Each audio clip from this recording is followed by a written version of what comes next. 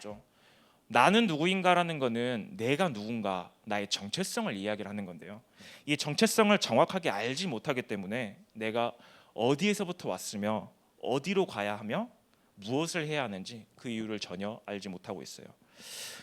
그렇기 때문에 그냥 공부하고요, 그냥 일하고요, 그냥 밥 먹고 여러분들은 그냥 친구를 만나는 거예요. 혹시 여러분들은 나는 누군가에 대해서 생각을 해보십니까? 혹시 나는 매일 아침마다 일어나면서 그래 나는 누구다 이런 생각을 하시나요?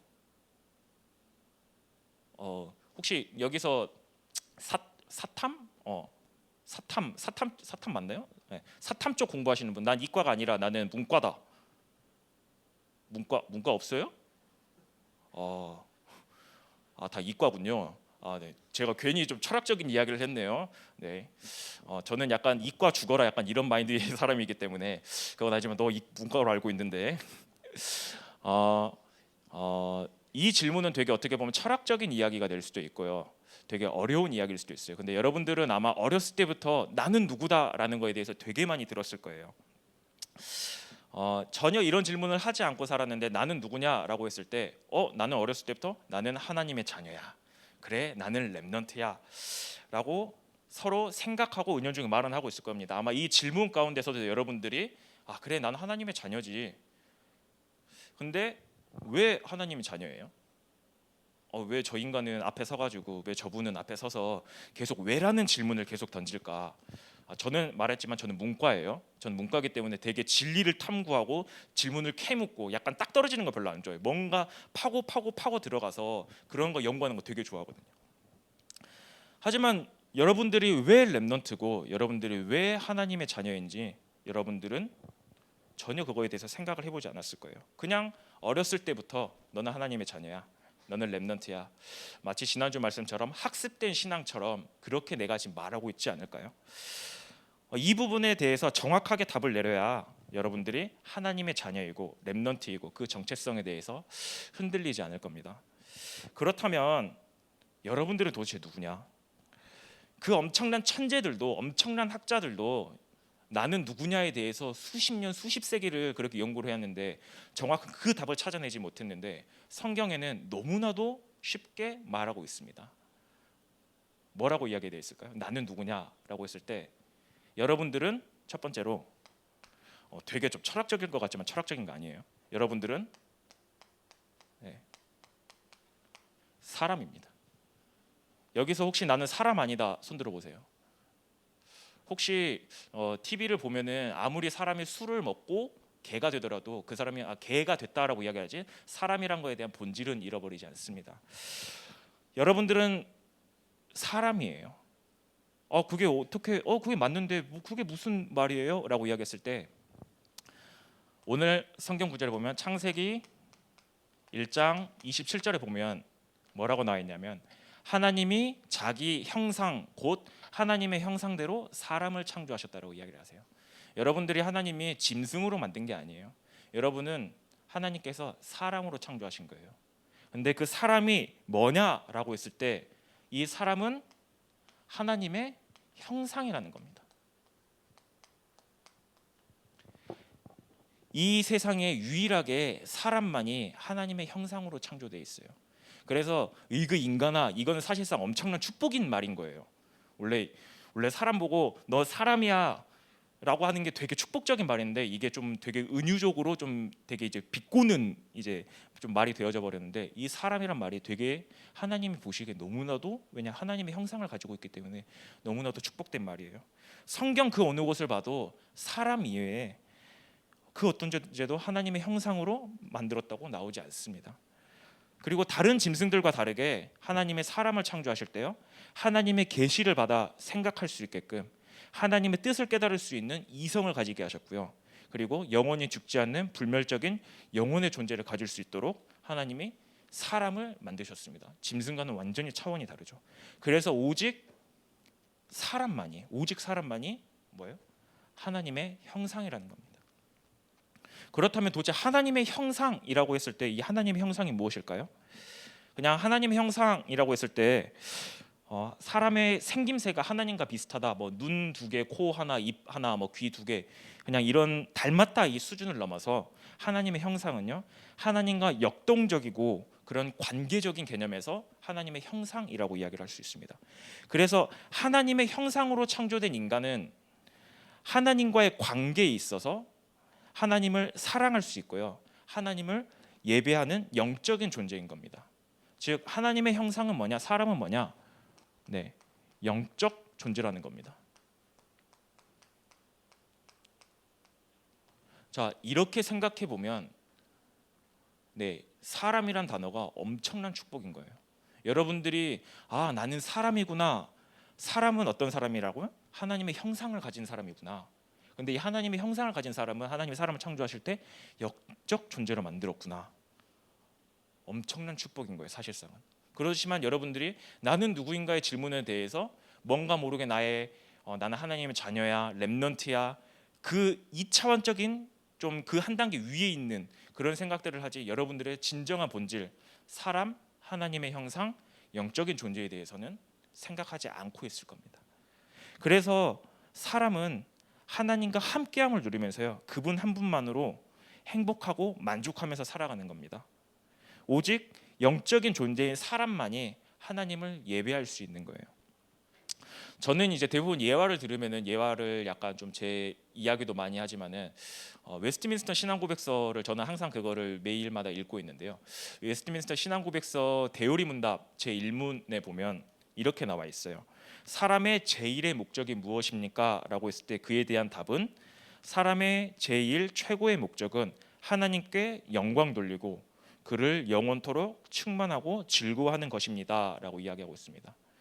영적인 존재인 사람이 당연히 해야 되는 첫 번째 목적이 무엇이냐? 하나님과 관계를 맺고요, 하나님께 예배드리고요, 하나님께 영광 돌릴 수 있는 겁니다. 짐승은 여러분들 그 저번에 뭐 세상에 이런 일인가 나오니까 개가 절에 가가지고 이렇게 앉아가지고 이렇게 그 같이 뭐 공양을 드리더라고요.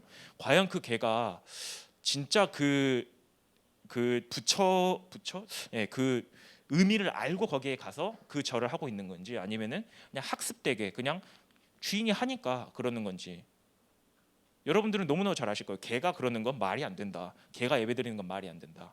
오직 사람만이, 즉 영적인 존재로 하나님의 형상으로 창조된 사람만이 여호와 하나님을 예배하고 찬양할 수 있고 하는 겁니다. 이게 바로 인간의 본질이에요. 이게 바로 사람의 본질입니다. 근데 하지만 이 사람이 본질을 잃어버리게 됩니다. 여러분들 잘 아시죠? 너무나도 성경에서 많이 봤어요. 창세기 3장 사건 이후에 하나님을 떠나면서 하나님의 형상, 즉 인간의 본질을 잃어버리게 된 겁니다. 인간의 정체성을 잃어버리는 거예요. 하나님을 아는 지식이 없어지고요, 하나님을 알지 못하게 된 겁니다. 그렇다 보니까 어떻게 돼요? 예배를 드리지 못하는 거예요. 인간의 제일의 목적이 뭐냐라고 했을 때 예배라고 이야기를 했는데 그 예배를 드리지 못하는 거예요. 왜냐? 하나님을 알지 못하기 때문에, 하나님을 잃어버렸기 때문에. 그래서 삶의 목적 자체도 다 잃어버리는 거예요. 그래서 성경에서는 이 본질을 잃어버린 사람들을 뭐라고 이야기를 하냐라고 했을 때 두 번째로 이들을 죄인이라고 이야기를 합니다. 성경에서 말하는 죄는 단순하게 거짓말하고 도둑질하고 살인하는 수준의 그런 자범죄 수준을 말하고 있지 않아요. 진짜 죄는 사단에게 속아서 하나님의 언약을 파괴하는 죄를 짓고요, 하나님을 떠난 것을 성경에서는 진짜 죄라고 말하고 있습니다. 그래서 로마서 3장 10절에는 의인은 없나니 하나도 없다라고 이야기를 하고 있고요, 로마서 3장 23절에는 모든 사람이 죄를 범하였다고 이야기를 하고 있습니다. 인간의 본질을 잃어버린 모든 사람은, 즉 하나님의 형상을 잃어버린 모든 사람은 결국 죄인이 될 수밖에 없는 거예요. 그래서 이 사람들이 죄에서 벗어나기 위해서, 죄인임을 벗어나기 위해서 엄청난 노력을 합니다. 뭘 해요? 공부하고요. 아까 앞에 나왔던 것처럼 그런 철학자들이 왜 나는 누구인가? 성경에는 너무나도 쉽게 답이 나와 있는데 왜 나는 누구인가? 이거에 대한 질문을 끝도 없이 하기 시작합니다. 근데 아무리 했는데도 그 정체성을 찾지 못해요. 그 유명한 데카르트는 그냥 나는 생각하니까 나는 존재해, 이 수준에 머무는 거예요. 되게 엄청난 심오 있는 말이지만, 철학적인 측면에선 되게 심오한 말이지만 성경적인 측면에선 전혀 성경의 하나님의 본질을 다 잃어버린 거예요. 인간의 본질 전혀 아무것도 없는 거예요. 근데 왜 그렇게 정체성을 찾지 못하고 있냐? 원래 인간은 하나님의 형상이기 때문이에요. 이 하나님의 형상을 완전히 잃어버렸기 때문에 전혀 어떤 노력을 해도 찾지를 못하고 있어요. 아니, 전도사님, 또 이렇게 질문을 할 수가 있어요. 저는 참 질문을 좋아합니다. 아니, 전도사님, 불신자들도 우리랑 똑같이 눈 2개 달렸고 코 하나 달렸고 입 하나 달렸고 귀 2개인데 그들도 똑같은 사람 아닙니까? 네, 맞아요. 생물학적으로 사람은 맞습니다. 근데 사람이 사람답게 산다라는 걸, 그 사람이 창조하신 이 사람을 만든 사람의 그 목적대로 살아가는 게, 그게 사람답게 산다라는 거예요. 예를 들어 볼게요. 여러분들이 스마트폰을 가지고 있어요. 여러분들이 스마트폰을 가지고 있는데 너무나도 좋아요. 지금 뭐 아직 아이폰 13이 안 나왔죠. 아이폰 12가 제일 좋나요? 뭐 Z 플립이 좋은지 모르겠지만, Z 플립 2가 좋은지 모르겠지만, 그런 좋은 것들을 다 가지고 있는데 거기에서 유일하게 딱 하나만 안 돼요. 무선 통신이 안 돼요. 그러면 아무리 좋은 기계를 가지고 있고 똑같은 생김새를 가지고 있어도 그거는 스마트폰의 역할을 하지 못해요. 왜냐? 그 안에 내용이 아무것도 없어요. 아무리 이거를 가지고 연구를 하고 해도 전혀 찾아볼 수가 없어요. 그게 본질을 잃어버린, 즉 스마트폰은 무선 통신을 통해서 뭔가 인터넷을 할 수 있고 전화를 할 수 있고 연락을 할 수 있는 이 본질을 완전히 잃어버린 거예요. 그냥 그렇게 되면 뭐예요? 그냥 기계일 뿐인 거예요. 그 목적대로 사용하지 않으면은 그렇게 될 수밖에 없는 거예요. 사람이 그렇게 될 수밖에 없는 거예요. 인간의 본질을 회복하기 위해서 하나님을 알아야 하며 하나님을 만나야 하는데, 근데 아쉬운 건 우리의 머리로는 도저히 하나님을 알 수가 없어요. 우리의 지식으로는 도저히 하나님을 만날 수가 없어요. 근데 우리의 머리로 도저히 하나님을 만날 수 없고 하나님을 알 수도 없는데 하나님께서 우리를 찾아와 주십니다. 하나님께서 우리에게 오신 거예요. 세상에는 수많은 종교가 있어요. 근데 그들도 하나님을 말해요. 우리가 기독교라고 이야기를 했을 때 기독교의 시작이 어떻게 보면 저 위에 유대교에서부터 시작을 합니다. 이제 유대교에서부터 시작을 해가지고 유대교도 똑같이 하나님을 말해요. 그리고 그 유대교가 이제 점점 더 이제 그리스도를 통해서 발전을 하죠. 근데 그게 변질이 되면서 어떻게 되냐? 이제 천주교가 돼요. 근데 천주교에서 이제 루터라든지 이제 칼빈이 종교 개혁을 통해서 이건 아니지 않냐라고 이야기해서 나온 게 지금 우리가 말하는 개신교, 즉 기독교입니다. 그리고 아브라함을 조상으로 두고 있는 또 이슬람도 하나님을 말해요. 자, 이 네 가지 종교는 다 똑같이 하나님을 말해요. 저희가 알고 있는 이 네 가지 종교도 그럼 다 똑같은 하나님 아닙니까? 라고 이야기를 하는데, 하나님은 어떤 하나님이 참되신 하나님이냐? 세상에 수많은 종교들을 말하고 있는데 어떤 하나님이 참되신 하나님이냐라고 이야기했을 때 오직 예수 그리스도를 보내서 우리를 구원하신 그분이 우리의 참되신 하나님입니다. 세상의 그 어떤 종교도 그 어떤 종교도 예수 그리스도를 보냈다라고 이야기를 하지 않습니다. 천주교도요, 예수 그리스도가 하나님이라고 이야기하지 않아요. 천주교는 그냥 예수 그리스도가 선지자 중에 한 명, 제사자 중에 한 명, 그냥 저 위에 계신 그냥 참 스승 중에 한 명이라고 생각을 해요. 뭐 당연히 뭐 이슬람은 말도 안 하고 있고요. 유대교는 예수 그리스도 인정을 안 하죠. 신약을 그래서 아예 보질 않습니다. 그렇기 때문에 성경에서 말하는 정말 하나님은 예수 그리스도를 보내서 우리를 구원하신 그 하나님인 거예요. 그래서 로마서 5장 8절에 보면 우리가 아직 죄인 되었을 때 그리스도께서 우리를 위하여 죽으심으로 하나님께서 우리에 대한 자기의 사랑을 확증하셨느니라라고 얘기합니다. 우리가 예수 그리스도를 통해서 어떻게 되어졌냐? 다시 인간의 본질을 회복되어졌는데요. 그게 무엇이냐라고 했을 때 세 번째로 그게 바로 하나님의 자녀입니다. 하나님의 자녀라는 게 원래 이런 거예요. 죄인으로밖에 죽을 수밖에 없는 내가, 원래 인간의 형상, 원래 인간의 본질을 완전히 무너뜨렸던 내가, 없어졌던 이 내가 다시 어떻게 그리스도를 통해서 다시금 하나님의 형상을 회복하는 것, 그 사람을 바로 하나님의 자녀라고 말하고 있습니다. 예수 그리스도를 영접하면 무슨 일이 일어나나요? 주의 성령이 우리 마음속에 들어오셔서 우리가 하나님의 자녀가 되는 것입니다. 로마서 8장 14절에 보면 무릇 하나님의 영으로 인도함을 받는 사람은, 하나님의 영은 성령이죠, 곧 하나님의 아들이라 라고 이야기하고 있습니다. 또 이어서 15절에 보면은 너희는 다시는 무서워하는 종의 영을 받지 아니하고 양자의 영을 받았으므로 우리가 아빠 아버지라 부르짖을 수 있느니라라고 이야기합니다. 죄인된 우리가 예수 그리스도를 통하여 하나님을 알게 되고 하나님의 자녀됨으로써 어떻게 해요? 사람의 본질을 회복하게 된 것입니다. 사람의 수준과 방법으로는 도저히 하나님을 알아갈 수가 없는데 하나님이 친히 우리를 찾아오셔서 우리를 구원하시고 하나님 자녀 삼아주사 사람의 본질을 다시금 회복하게 하셨다는 거예요. 자, 이걸 보고 하나님의 은혜라고 이야기를 합니다. 여러분들이 하나님의 자녀가 된 건 정말 하나님의 은혜로 하나님의 자녀가 된 겁니다. 여러분들이 잘나서 된 게 아니에요. 여러분들이 뭔가 특별해서 된 게 아니에요. 그냥 단순하게 하나님의 은혜로 여러분들에게 주신 선물입니다. 그래서 그로 인해서 우리가 다시 사람답게 살 수 있는 거예요. 사람답게 살아간다는 게 무엇이냐라고 했을 때 그리스도를 통해서 하나님의 형상을 회복하는 것, 그래서 하나님께 영광 돌리고 하나님께 찬양 돌리는 그 삶을 말하는 거예요.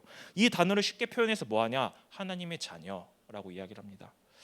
네, 저는 지난번에 제가 말씀을 할 때 제가 30분 말씀을 했거든요. 말씀을 하니까 너무 길다고 저한테 와가지고 짧게 하신다면서요라고 저한테 짜증을 내더라고요. 그렇기 때문에 말씀을 이제 정리하겠습니다. 네, 그래도 20분을 했네요. 우리가 하나님이 우리를 하나님의 형상으로 창조하셨고요. 하나님과 함께하기를 원하십니다. 하지만 우리가 창세기 3장 사건 이후로 하나님의 형상을 잃어버린 죄인이 되었지만 하나님은 그곳에다가 우리를 두지 않으시고 예수 그리스도를 통해서 우리를 구원하시고 다시금 하나님 자녀로 삼아 주셨습니다. 그래서 다시 우리가 어떻게 되냐? 사람다운 삶을 살 수 있는 거예요. 즉 하나님의 형상인 그거를 다시 회복할 수 있었던 겁니다. 이때 하나님이 주시는 축복이 뭐냐? 창세기 1장 28절 말씀이죠. 하나님과 함께하는 축복 속에서 생육하고 번성하며 땅에 충만하고 땅을 정복할 축복도 그 안에서 주시는 겁니다. 아니 전도사님, 그 불신자들도 되게 잘 먹고 잘 살지 않나요? 오히려 불신자들이 세상을 정복하고 더 다스리고 그러고 있지 않나요? 라고 이야기를 하는데 그들의 끝을 한번 봐보세요. 하나님의 형상을 회복하지 못한 그 사람들의 끝은 어떻게 되냐? 결국에는 멸망의 길로 갈 수밖에 없었습니다. 그렇게 돈을 많이 벌었던 유명한 사업가들, 정치인들 왜 자살하고 왜 마약을 하고 왜 살인하고 왜 그런 악한 짓으로 빠질 수밖에 없을까요? 돈이 그렇게 많은데요. 여러분들이 그렇게 돈을 벌고 싶어하고 명예를 가지고 싶어하는데 그런 자리에 올라갔는데도 왜 그럴 수밖에 없는 거예요? 진짜 하나님의 본질을 모르기 때문이에요. 이 본질을 모르고 그것들을 탐했기 때문에 하나님이 주신 그 축복을 탐해버렸기 때문에 오히려 그게 저주가 돼서 돌아오게 되는 겁니다. 그렇기 때문에 여러분들도 창세기 1장 28절 이 응답에 너무 여기에 초점을 맞추시는 건 사실이지만 여러분들이 정말 초점 맞춰야 되는 부분이 뭐냐? 나는 하나님의 형상, 하나님의 자녀구나. 여기에 정말 여러분들이 초점을 맞추셨으면 좋겠어요. 하나님의 형상을 회복한 우리에게는 이 축복을 다시 찾고 누릴 권세를 하나님께서 우리에게 주셨습니다. 그렇기 때문에 여러분들이 굳이 내가 이거 가져야지 안 해도 여러분들이 나는 하나님의 자녀, 나는 하나님의 형상을 가진 사람이야. 이 묵상을 계속하면서 정말 삶 속에서 하나님 자녀답게 사람답게 살아가면요, 하나님은 이 축복을 알아서 주십니다. 절대 잊지 마십시오. 여러분들은 구원받은 하나님의 자녀입니다. 구원받은 하나님의 자녀는 하나님 한 분만으로 즐거워하며 그분으로 만족하고 그분을 영화롭게 하는 삶을 사는 것입니다. 제가 딱 오늘 말씀을 두 문장으로 요약해 드릴게요. 여러분들 요약 되게 좋아하죠. 제가 5분 요약 자체도 여러분들 되게 듣기 싫어하잖아요. 5분 요약 듣기 싫어하는데 딱 두 문장으로 제가 요약을 해 드릴게요. 오늘 말씀을. 사람의 본질은 원래 하나님의 형상입니다. 구원을 통하여 하나님의 형상을 회복한 우리는 하나님의 자녀입니다. 좀 떨어져 있지만 좀 옆 사람들을 좀 축복했으면 좋겠습니다. 그냥 마스크 벗지 말고 손 잡지 마시고요. 당신은 하나님의 형상 가진 하나님의 자녀입니다. 옆 사람한테 좀 이야기해 주시겠어요? 네, 한 번만 더 해보겠습니다. 당신은 하나님의 형상 가진 하나님의 자녀입니다.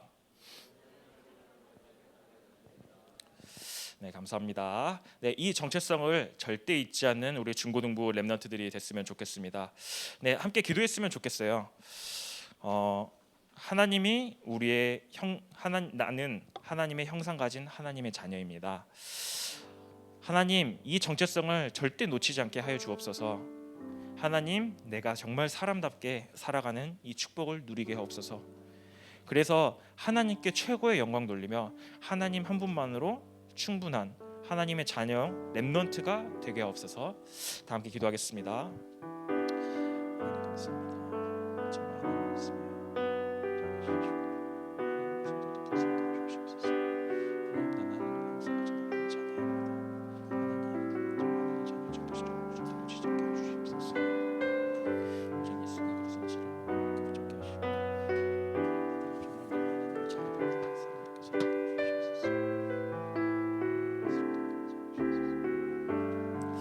네, 다 함께 약속의 자녀 찬양하면서 준비하신 헌금 드리도록 하겠습니다.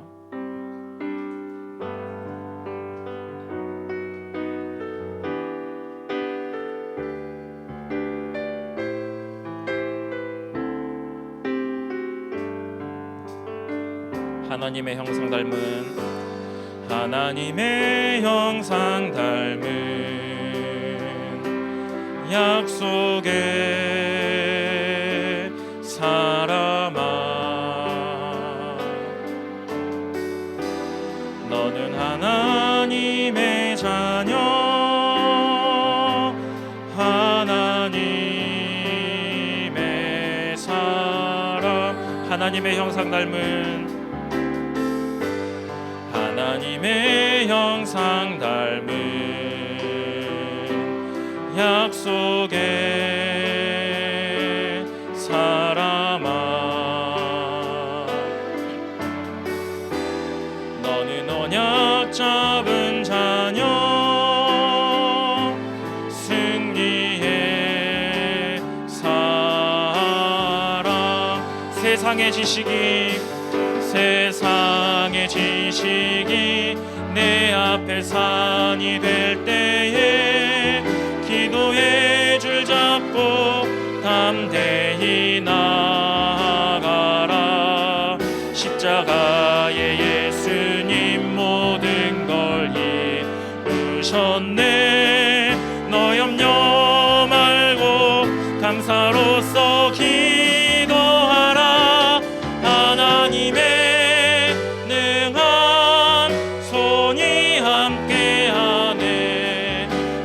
같은 눈동자로 너를 지키시네.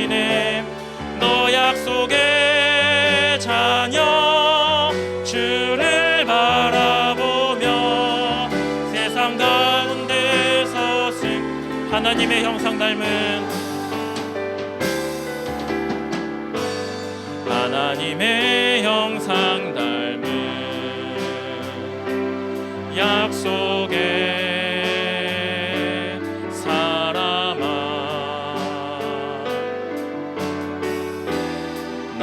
하나님의 자녀,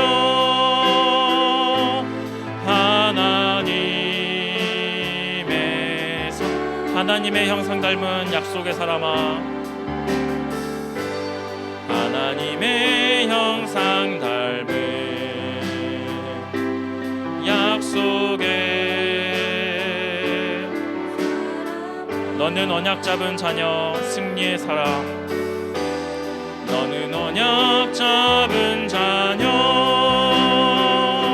승리의 삶. 세상의 문화가 큰 바다 된다 하여도, 세상의 문화가 큰 바다 된다 하여도 언약의 배 띄워 담대히 항해하라.